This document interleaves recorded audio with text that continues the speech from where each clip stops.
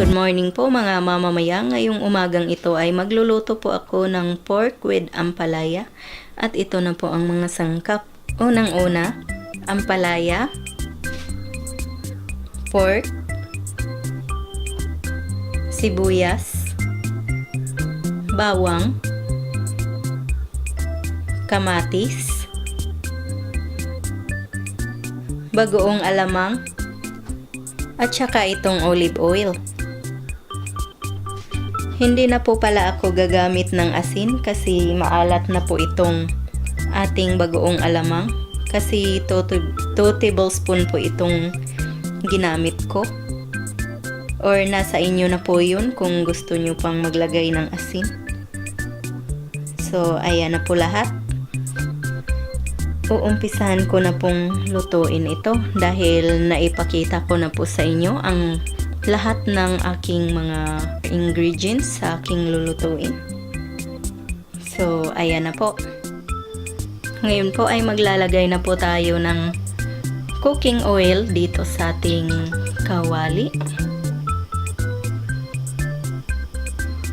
At pagkatapos po ay hintayin po muna natin tong uminit itong ating mantika. Ngayon pong mainit na ang ating mantika ay pwede na po nating ilagay ang ating pork.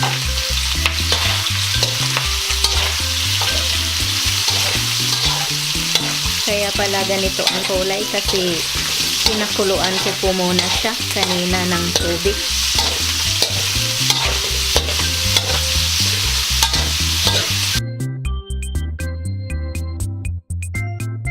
Ayun po ay hahaluin na po natin ng hahaluin.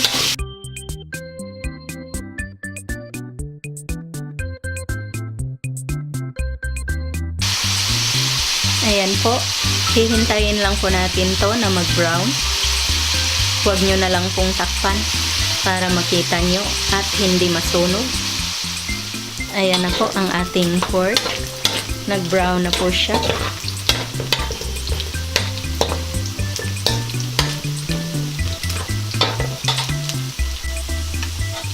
Ngayon po ay tatanggalin po muna natin to sa kawali.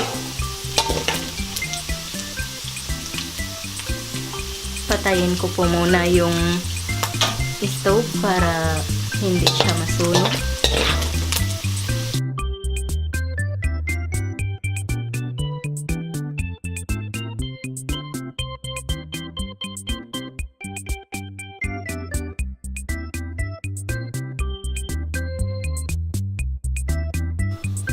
Ayan na po.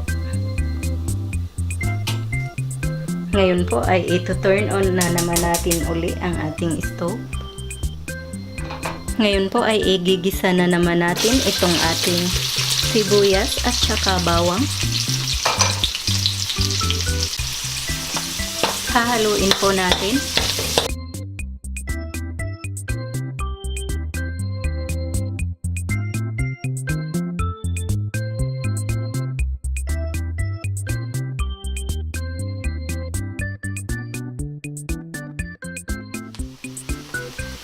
Ngayon naman po ay pwede na nating ilagay ang ating kamatis.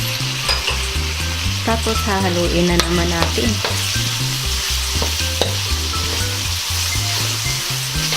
Yan, ang ganda ng kulay.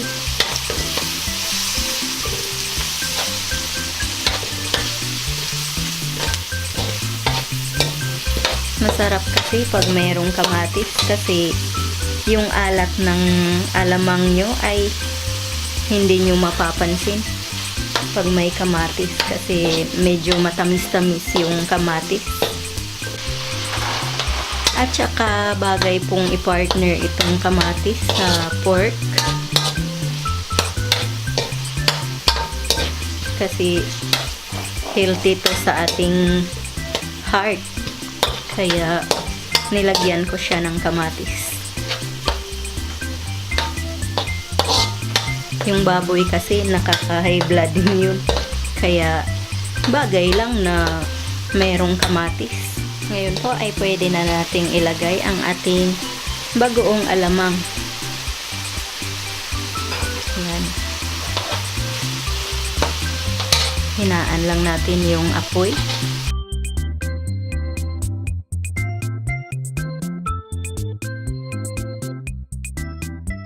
Ayan na po, ang ganda-ganda na po ng kulay. Ngayon po ay susunod na natin ang ating pork.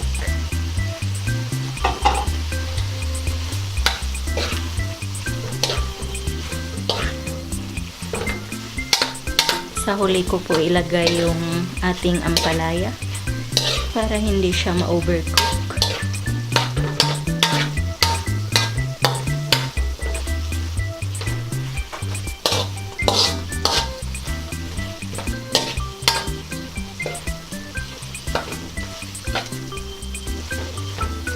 Yan, halo lang ng halo.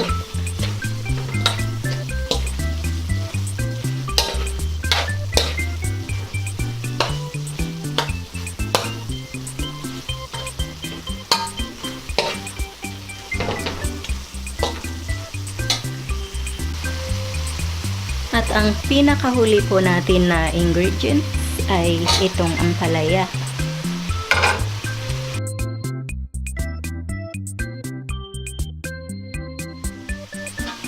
So, ayan na po ang ating ampalaya. Naglanding na po siya sa ating kawali.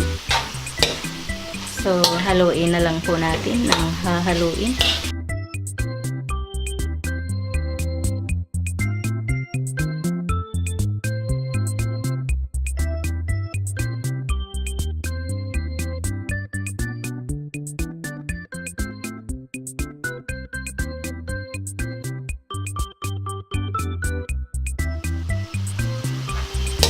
Ngayon po ay luto na po ito. So, ito turn off na natin ang ating stove. At hahanguin ko na po ito. Yan, ang bango-bango. Hindi ko po in-overcook yung ating ampalaya para medyo crunchy at saka hindi siya masyadong mapait. Pero hindi naman talaga masyadong mapait itong ampalayang to kasi malalaki ito at hindi siya wild. Kaya hindi siya masyadong mapait. Yung maliliit na medyo makulubot ay napakapait po ng ampalaya na yun. Kasi wild daw yun, sabi nila.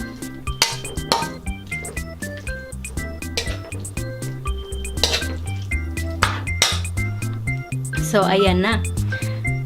Hahanguin ko na po to para makita po ninyo.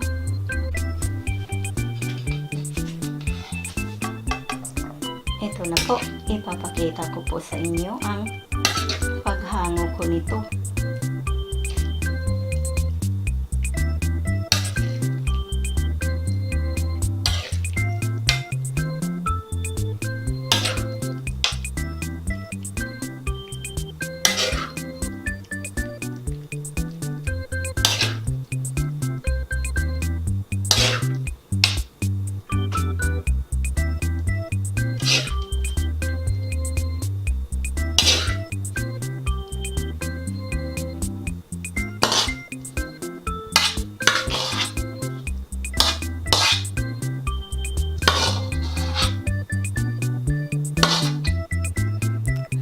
Ayan na po mga mamamayang ang ating pork with ampalaya or ampalaya with pork.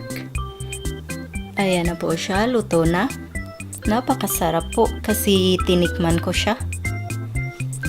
Ito na nga, titikman ko nga uli.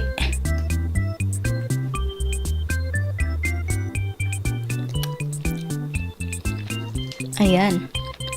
Masarap siya kasi tamang-tama yung lasa, hindi siya maalat. Yan. Sana po ay nagustuhan nyo ang reseping ito. Sana mag-like at mag-subscribe kayo.